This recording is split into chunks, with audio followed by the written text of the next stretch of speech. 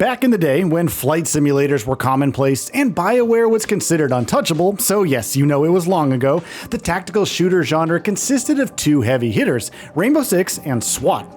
Both titles focused on unflinching realism, shooters where a few bullets could be the end of you, what a twist. Caution and careful planning were also common, but something about SWAT just resonated more with me. Having to secure hostages and suspects without going gung-ho, clearing urban hallways one by one, carefully leveraging, positioning, and squad mates as much as guns, if not even more so. It was challenging, but very enthralling.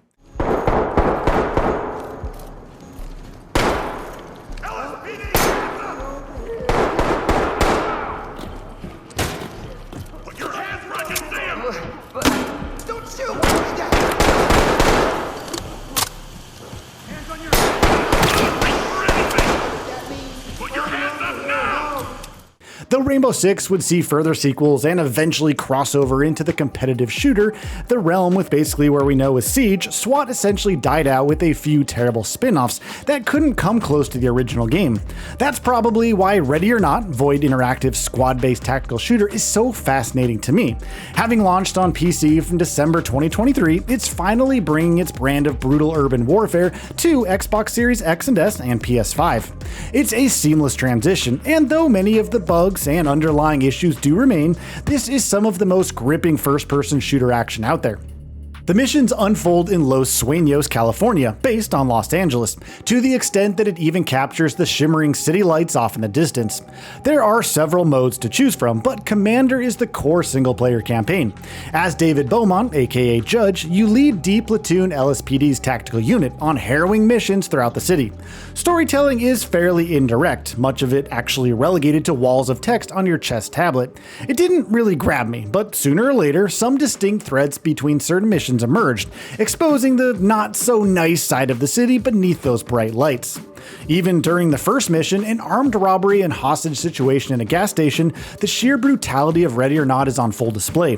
The frantic 911 call from a mother about the assailants, a dead veteran and his dog, it only gets more dismal from there as you venture deeper into the underbelly of Los Sueños. The attention to detail in these environments, rundown apartments filled with graffiti, junk, and assorted paraphernalia, houses with boarded up windows, haphazardly connected, and that's before getting to the roughly dug tunnels, is something to behold, especially in the dead of night. However, there's also plenty of uncomfortable subject matter. Post up and cover the area. Confirmed. Door's locked. Lock picket. Taking.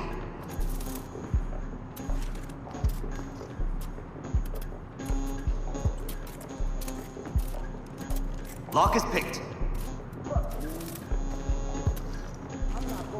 Move in and clear it. That's affirmative. Going in!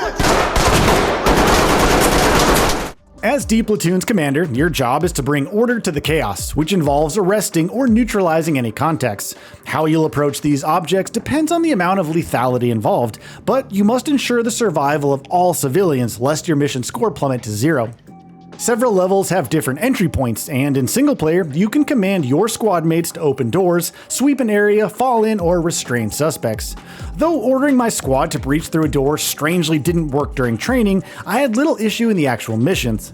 These commands are mapped to R1 on PS5, while equipment is on L1. However, you also have context-sensitive commands for your squad, which can alleviate much of the micromanagement. Little touches like lowering your weapon for increased movement speed were also nice, but I'm not completely sure what the benefits canted sites offer. Ordering compliance among targets is recommended, but sometimes they'll start firing as soon as they see you, killing any civilians caught in the middle. Things get even trickier when hostiles can take civilians hostage and outright kill them if you're too close, even if it's accidental, I swear. In one harrowing mission, a target started spraying through the door after being made aware of our presence. Naturally, you could shoot back, but that could mean inadvertently hitting any hostages. Identifying targets is also paramount here. You never know who could quickly surrender or run at you with a knife. Even downed hostiles could still be a threat, so keep that in mind. They're here. To talk. Requesting temps. Doc here. Falling behind me. Where to right? Provide support into the room and clear. Breaching. Open on the right. A civilian could even pull out a phone, which may be mistaken for a weapon, so practicing trigger discipline is also important here. Combined with random enemy and trap placements, each mission offers decent replay value. The initial operations can feel somewhat easy, but later missions require clearing multiple floors, breaching and clearing several rooms, with the hostiles themselves becoming much more dangerous as well.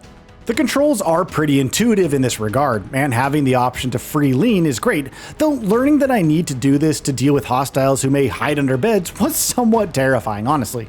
Perhaps the only downside is that many objectives play out similarly, restraining suspects, commanding hostiles to stand down, etc., resulting in some repetition. Now, in terms of firearms, you have a pretty extensive arsenal consisting of assault rifles, SMGs, shotguns, and handguns.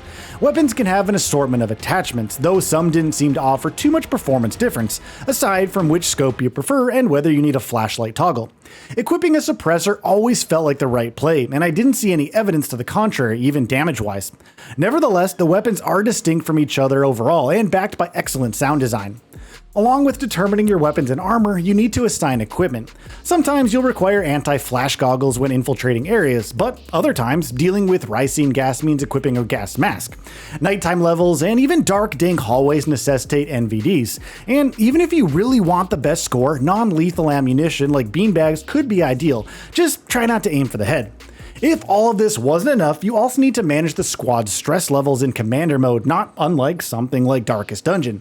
They won't fall into madness and start stealing or team killing, but high stress means they'll eventually resign from the team.